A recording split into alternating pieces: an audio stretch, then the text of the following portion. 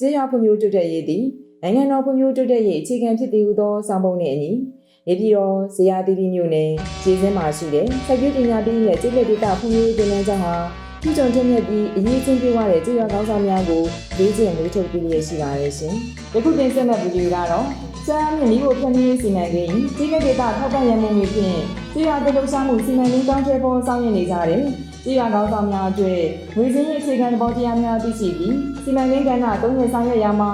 သက်ဆိုင်ရာလုပ်ငန်းအလားစီရင်စရာများစနစ်တကျရေးသွင်းတဲ့စီရင်ကြီးရဲ့2026ခုနှစ်ဇွန်လ22ရက်နေ့မှ26ရက်နေ့ထိဖွင့်လှစ်ပို့ချခဲ့တဲ့အသုံးချစီရင်စင်ငယ်တင်တန်းအမှတ်စဉ်တင်မြင့်စာ2026ရဲ့မှတ်တမ်းပြင်ဗီဒီယိုဖြစ်ပါတယ်။တင်တန်းတို့ပဲခူးတိုင်းဒေသကြီးမန္တလေးတိုင်းဒေသကြီးမကွေးတိုင်းဒေသကြီးဧရာဝတီတိုင်းဒေသကြီးနဲ့ရှမ်းပြည်နယ်တို့ရှိစံပြကျေးရွာ28ရွာမှကျေးရွာကောင်းဆောင်84ဦးတက်ရောက်ခဲ့ကြပါတယ်။တင်နန်းသားများဟာတင်နန်းကျောင်းသို့တရက်ကြိုတင်ရောက်ရှိကြပါတယ်။တင်နန်းသားများရောက်ရှိလာတဲ့အခါမှာတော့တင်နန်းမိပြများနဲ့ဝန်ထမ်းများကထိုင်လဲဝမ်းသာစွာကြိုးဆိုပြီးအိတ်ဆောင်အရောက်နေရာချထားပေးပါတယ်။တက်ရောက်လာတဲ့တင်နန်းသားများအတွက်တင်နန်းသုံးဆောင်များဖြစ်တဲ့စင်မဦးရင်တို့အင်းကြီးအုတ်ထုံနဲ့တင်နန်းသားအမိကပ်ပြားများပေးရပါတယ်။ညနေပိုင်းမှာတော့ကြိုးဆိုခြင်းခန်းသားကိုဆောင်ရွက်ပါတယ်။အခမ်းအနားမှာတင်နန်းသားများဟာမိမိတို့အမိမိဘအမိနေရာလေးစာပြည့်စုံပါဝင်ကိုရေးချက်လက်များကိုတင်နန်းသားမပုံတင်ကံမှာဖြည့်သွင်းကြပါတယ်။တင်နန်းကာလကြောင့်လိုက်နာရမည့်စည်းကမ်းများအိတ်ဆောင်စည်းကမ်းများနေထိုင်ရေးစည်းကမ်းများစားသောက်ဆောင်စည်းကမ်းများကိုသက်ဆိုင်ရာတင်နန်းမိပြများကတင်နန်းသားများသိရှိလိုက်နာရန်ရှင်းလင်းပြောကြားပါတယ်။ဒီစီစဉ်မှာနိုင်ငံတော်တခြင်းလေ့ကျင့်တည်ဆိုခြင်းနဲ့ကျေးရွာတည်လှုပ်ရှားမှုစီမံကိန်းကြီးကျော်သားများလေ့ကျင့်တည်ဆိုခြင်းတို့ကိုလည်းဆောင်ရွက်ကြပါတယ်။2026ခုနှစ်ဇွန်လ22ရက်နေ့တင်နန်းဖွင့်ပွဲနေ့မှာတော့စိုက်ပျိုးရေးမွေးမြူရေးနဲ့ဆင်းရဲဝန်ကြီးဌာနပြည်ထောင်စုဝန်ကြီးနဲ့တာဝန်ရှိပုဂ္ဂိုလ်များတက်ရောက်ခြင်းမြင်ကဖွင့်ပွဲအခမ်းအနားကိုနိုင်ငံတော်တခြင်းတည်ဆို၍ဖွင့်လှစ်ကျင်းပခဲ့ပါတယ်။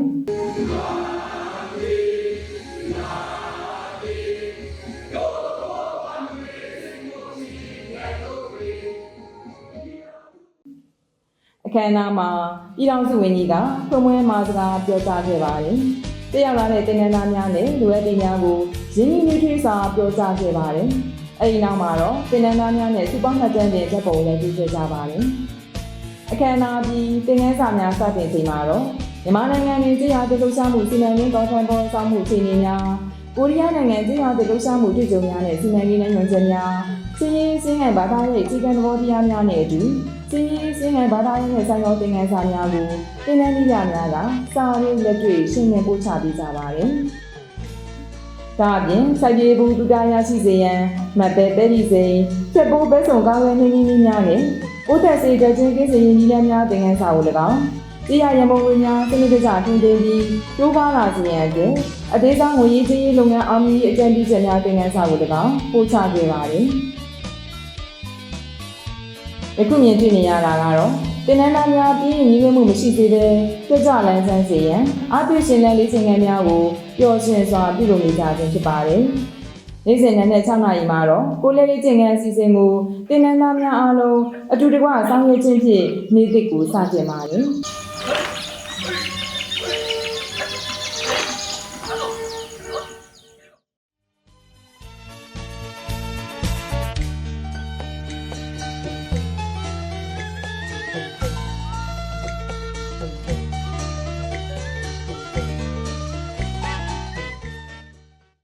အဲဒီနောက်နန်းနစာသုံးဆောင်ပြီးခိတ္တနာယူကနန်းနခင်းစုဝေးခြင်းအစီအစဉ်ကိုဆက်လက်ဆောင်ရွက်ပါတယ်။ဒီအစီအစဉ်မှာတော့တင်နန်းသားများချင်းချင်းမင်္ဂလာပါဟုမိတ်ဆက်ခြင်းနန်းနခင်းစိတ်အာရုံစုစည်းခြင်းဆက်မပြည့်ကိစ္စတွေပြီးတော့ရောဂတန်ရာတိုင်းဒီတိုင်းသွားကြရမှာမြမကျေးရွာတည်ခြင်းတည်ဆိုခြင်း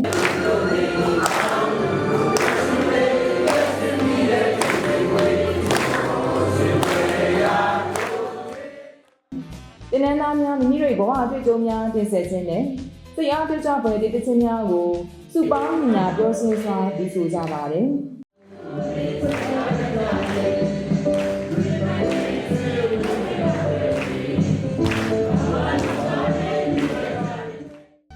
တင်နန်းစီစဉ်များမှာပေါင်းစည်းညီညွတ်မှုကိုဖော်ဆောင်တဲ့ဂိမ်းစားနည်းများလည်းပါဝင်ပါတယ်။ဒီစီစဉ်မှာစုပေါင်းပါဝင်ကြခြင်းဖြင့်အချင်းချင်းရင်းနှီးချစ်ကြည်မှုစီလုံးညီညွတ်မှုနဲ့ပူးပေါင်းဆောင်ရွက်လူစိတ်များရရှိစေပါတယ်။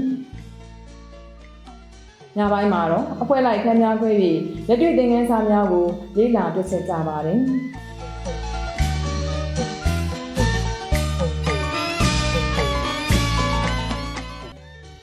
စင်ငိုင်သင်ခန်းစာများအပြင်ကိုရီးယားနိုင်ငံရဲ့စင်မောင်းခေါင်းဆောင်များဖြစ်ကြတဲ့ဂျာမွန်သားနဲ့ဟာဆာယောင်တို့ရဲ့အားကျအထူးယူပွဲမှတ်တမ်းဗီဒီယိုများကိုလည်းကြည့်ရှုကြရပါတယ်။သင်တန်းသားများဟာသင်တန်းကာလအတွင်းလေ့လာသင်ယူခဲ့တဲ့သိပညာဘုဒ္ဓများကိုအခြေခံကမိမိတို့မိသားစုတွေမိမိတို့နေထိုင်သောကြွေရများအတွက်တိုးတက်ကောင်းမွန်အောင်ဆောင်ရွက်ကြမည်ဟူသောဆုံးဖြတ်ချက်များဖြင့်ကိုယ်တိုင်ကတိပေးရေးသားကြတဲ့မိမိကိုယ်ကိုယ်စာရေးခြင်းစီစဉ်ကိုလည်းဆောင်ရွက်ကြပါတယ်။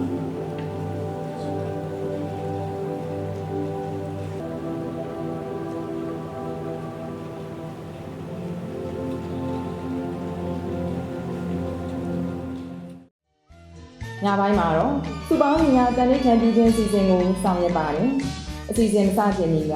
တင်နန်းသားတင်နန်းလူများရဲ့အဖွဲ့လိုက်တရုတ်ပေါ်ဖြိုးရေးစီစဉ်များအားလည်းတင်နန်းမှုများပြပြောက်စေပြီးအမှတ်တရဖြစ်စေခဲ့ပါတယ်။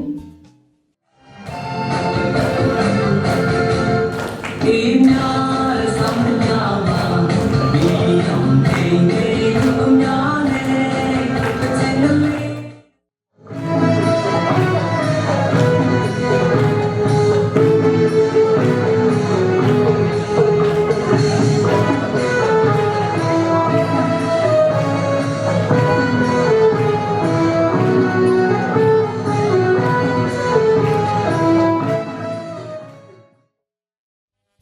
ူပေါင်းညာတန်လေးခံပြုခြင်းအစီအစဉ်စတင်ချိန်မှာတော့တင်နန်းကျောင်းကျောင်းကြီးကစင်မဦးလေးရောင်တွင်ဆောင်သည့်စင်ကြီးတန်းကိုကိုင်းဆောင်ရောက်ရှိလာပြီးတင်နန်းကြီးပြများထံထွန်းညှိပေးပါတယ်။တင်နန်းကြီးပြများမှာစင်မဦးလေးရောင်များကိုတင်နန်းသားတင်နန်းလူများထံသို့လက်ဆင့်ကမ်းတည်ဆောင်ပေးပါတယ်။အဲဒီနောက်စင်မဦးလေးတော်များကန်ဆောင်လျက်ကျေဝချမ်းသာပြီးခိမိဖွံ့ဖြိုးတိုးတက်ရေးနေခြင်းပွဲကောင်းမွန်သောကြွေရများဖြစ်လာစေရန်အတူတကွပူးပေါင်းဆောင်ရွက်ကြပါစို့ဟူသောတန်လေးခံပြီးစကားများကိုမိမိတို့နှလုံးသားမှစံနာပြင်းပြစွာဖြင့်တည်တည်ကြပါတယ်။တင်နန်းသားတင်နန်းလူများဟာစင်မောင်းလေးရောင်များဖြင့်ရင်းလက်ကြောက်ပနေသောမြန်မာနိုင်ငံမျိုးမုံကြီးရှိရာသို့စုဝေးရောက်ရှိလာကြပြီးနိုင်ငံတော်တခြင်းဖြင့်တီးဆိုလေးကြပါတယ်။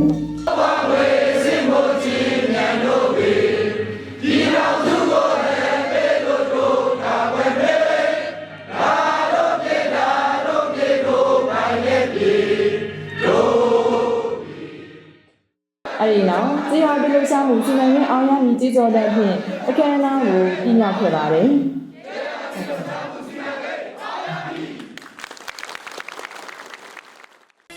များရဲ့မိမိတို့တရားဖြစ်ကြတဲ့တင်နန်းဘော်ကဲ့ပြက်ခြင်းကိုတင်နန်းကာလနောက်ဆုံးနေ့မှာဆောင်ရွက်ခဲ့ပါတယ်။အစီအစဉ်ပြီးမှာတော့တင်နန်းစင်ပွဲကျင်းပခဲ့ပါတယ်။အခမ်းအနားမှာစိုက်ပျိုးပညာပြည်ဌာနတွင်ညွှန်ကြားမှုကဗဇီရဲ့ဖြင့်တက်ရောက်ပြီးတင်နန်းစင်မှာစကားပြောကြားခဲ့ပါတယ်။ကျောင်းကြီးကတင်နန်းစင်ဂုဏ်ပြုစကားပြောကြားကတင်နန်းစင်လက်မှတ်များကိုလည်းပေးအပ်ခြင်းခဲ့ပါတယ်။အဲဒီနောက်မှာတော့တင်နန်းသားတင်နန်းလူများကိုစားတင်နန်းသား2ဦးကကျေးဇူးတင်စကားပြောကြားကအတုံးချအစည်းအဝေးစင်ငယ်တင်နန်းအမှတ်စဉ်တင်မြင့်ဆောင်2026ကိုအောင်မြင်စွာကျင်းပပြရောက်ခဲ့ပါတယ်။တင်နန်းကိုအစမှအဆုံးစံပြဖြစ်အောင်တယောက်ပေါင်းပေးခဲ့ကြတဲ့တရွာကောင်းဆောင်များကိုဤတင်နန်းဘူရီကိုဖြင့်လှိုင်းလဲစွာမှတ်တမ်းတင်ဂုဏ်ပြုအပ်ပါတယ်ရှင်။